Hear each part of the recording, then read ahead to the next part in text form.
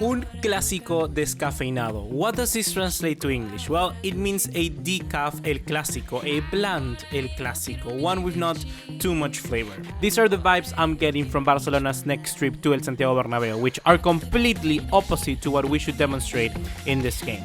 Barcelona are already in the final of La Copa del Rey, one out of the three competitions potentially already in the books. The UCL is still up for grabs, but the La Liga can be decided by April if Barcelona beats Real Madrid in the next game and then beats Atletico Madrid a month from now. That's a second trophy in the cabinet, and then we'll be open to just focus all of our strength into the most demanding of them all, La Orejona, the Champions League. So no decaf up in here. Barcelona need to ice their daily doses for tomorrow if we want to get the victory at Real Madrid. Real Madrid versus Barcelona match preview coming up.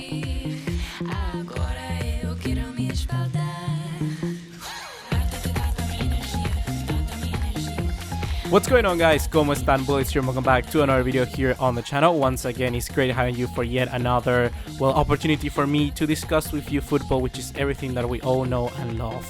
So in this case, we got El Clasico in La Liga, a game which can certainly be determined of whether we can get the treble this season or not. And I'll explain a little bit more later on.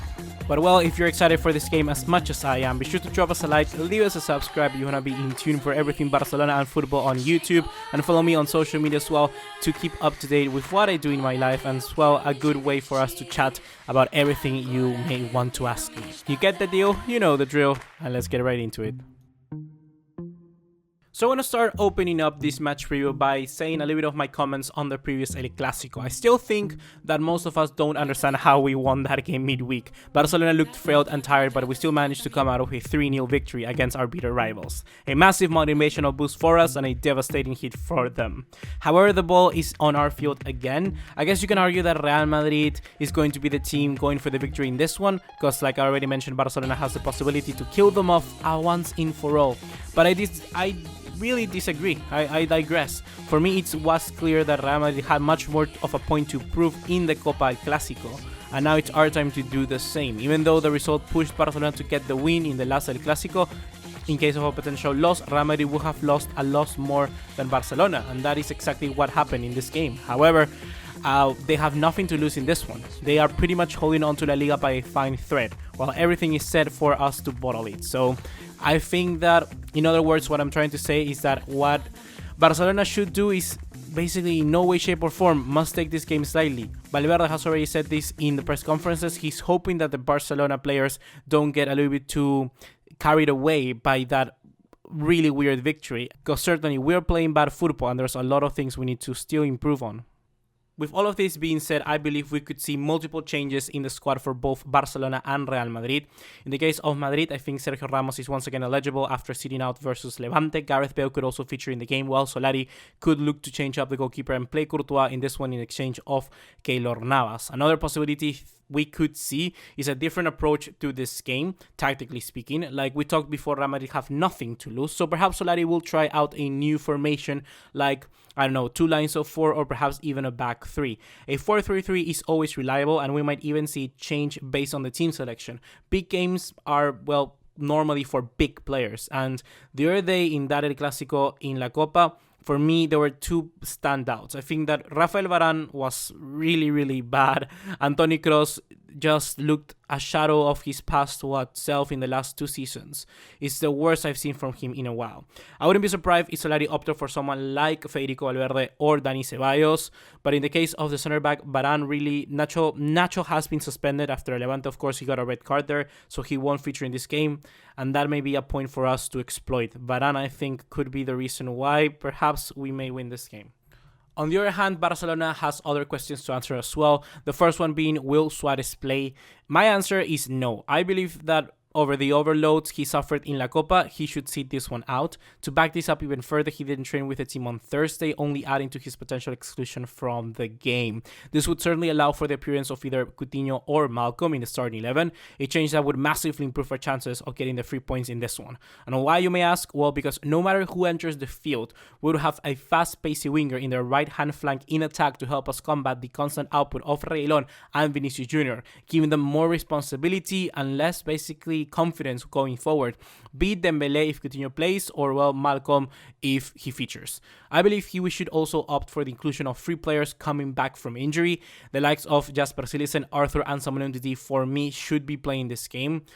For me, this is our selection almost set in stone. How about you? I want to know what you think, because even though well, the funny thing here is that Barcelona are making all of these changes, but I think we're still capable enough of getting a result at the Bernabeu. No reason whatsoever why we shouldn't be able to beat them, really. For me, the appearance of Samuel Umtiti has to happen. I really want him to get back into his best, and the same with Arthur Melo. However, with Arthur, we still don't know if he's ready or not. That's up to Valverde to decide, and if he's not, well, we still have a very capable player to do a similar role in Carles Aleñá, so I wouldn't be too mad if that happens. And in the case of Jasper Cillessen, I've said this probably in 3 videos out of now, and it's very unfortunate that he didn't got to play these 2 El Clasico matches in La Copa, because that's his competition and he has put us in this position, and it's basically up to him as well. Well, also to Ter Stegen because of his 2 amazing performances against Madrid, but also to Cillessen that we're in this final. So I believe that it would be right. And Valverde and Ter Stegen has mentioned this. They have talked about this, that perhaps if he's ready, they would give him the opportunity to start this game in La Liga, because, well, playing against Real Madrid doesn't happen every single day, does it? And he was very unfortunate to get injured when we had that possibility. So Cillessen could be playing this game, and I wouldn't be too surprised if that happened. I honestly want him to play, because I believe he's a wonderful goalkeeper and he needs this chance. So here, guys, are my potential 11s for this game. In the case of Real Madrid, I'm going to go with Thibaut Courtois in goalkeeper position. For the right back, Daniel Carvajal. Then the 2 center backs, Sergio Ramos and Rafael Varane. For the left, we're going to see Sergio Reguilón. In the midfield, Casemiro with Luka Modric and Federico Valverde. I feel that Toni Kroos could be dropped for this game, even though, don't count me out on that one. I don't know. I'm not a Real Madrid fan. I don't know what's going on in the units of their club. So if you are, tell me in the comment box down below. And then up top, I will start with Karim Benzema, Vinicius Jr. and Gareth Bale. I feel that Madrid really need to go out to push out this result, because there's no way that they'll accept another defeat. And Lucas Vázquez, even though as much as he adds in a defensive sense and how hard he works, Gareth Bale is 1 level up above him, and he's one of those players that can completely change and define a game. And similar to Marcelo as well. Marcelo could play this game. We don't know. So that for me is a very big decision for Solari to decide.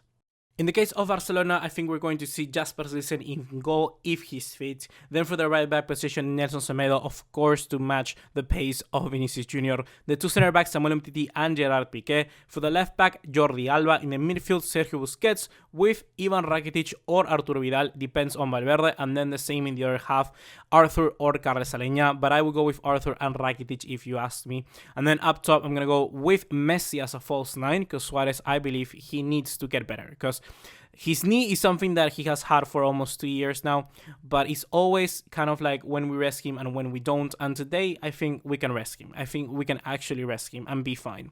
And then Philippe Coutinho and Ousmane Dembele, especially because of the tactical output that Dembele can bring to this game if he starts through the other flank. We will not concede as much chances from Vinicius Jr. and Reguilón if that happens. So Dembele, for me, has to play in the right wing, and if it's not him, then Malcolm. Some fast guy has to play there, okay?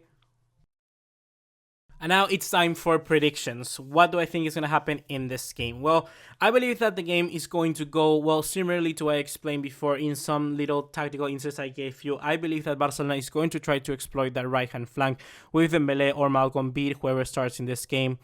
I really hope that Suarez sits out on this one. I really hope this happens. I believe that's the key for us here in attack, especially. In defense, I think we will be very solid. Samuel Umtiti is a great defender, and even though he's not up to scratch, we saw that in Sevilla game. I think he's still more than capable to put in a good shift, no matter whether he's like a 60 or 100%. But the inclusion of Arthur will certainly give so much more game to our midfield. You know, so much time in the last recent weeks, we've seen a Barcelona that doesn't have that ability to string passes together, to have a viable player to retain the ball in possession. And now we're going to have that if Arthur plays again with us. For me, that's the key in this Clasico, because before we were holding on. We were holding on, but not with the ball. We were holding on with just more players in key areas to stop interceptions or passes from Real Madrid, but now we're going to have that with the ball, and it's going to be our time to put on those chances. And I bet that Barcelona, if we get those, we can finish them off. That's what I think is going to happen in this game, and I believe Barcelona can win this 3-1.